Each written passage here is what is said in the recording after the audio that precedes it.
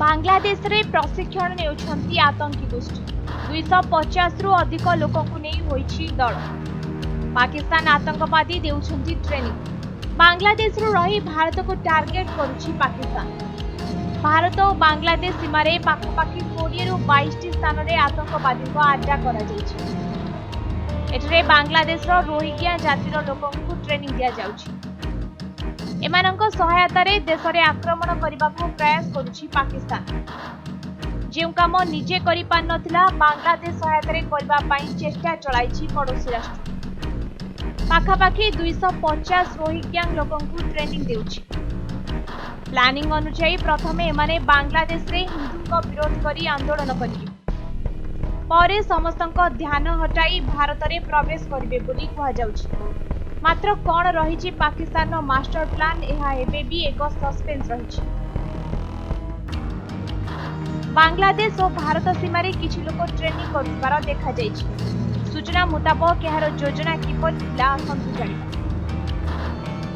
पाकिस्तान ने थिबा ISI group किछि आतंकी गोष्ठीर आवश्यक थिबा बांग्लादेश आतंकी संगठन जेएमबी को कहथिला।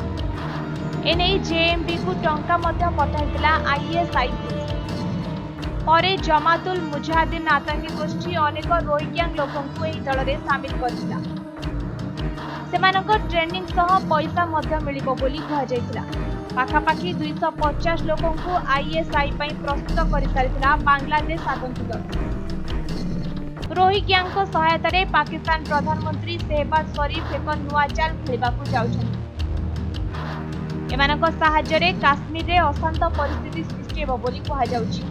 एथिपाई एक बड़ योजना करुछि आईएसआई। अन्यपटे बांग्लादेश पूर्वतन प्रधानमंत्री और पाकिस्तान वैदेशिक मंत्री को एकाठी देखा मिली। दुई जन किछि गंभीर आलोचना करुथिबार खबर सामना को आसिछि। देश में हिंदू मानकु नियंत्रण करबा पई पाकिस्तान आर्मी आसबे बोली कहा जायतिला। एपरि हेले हिंदूक स्थिति आहुरी बिगड़ी जिवो।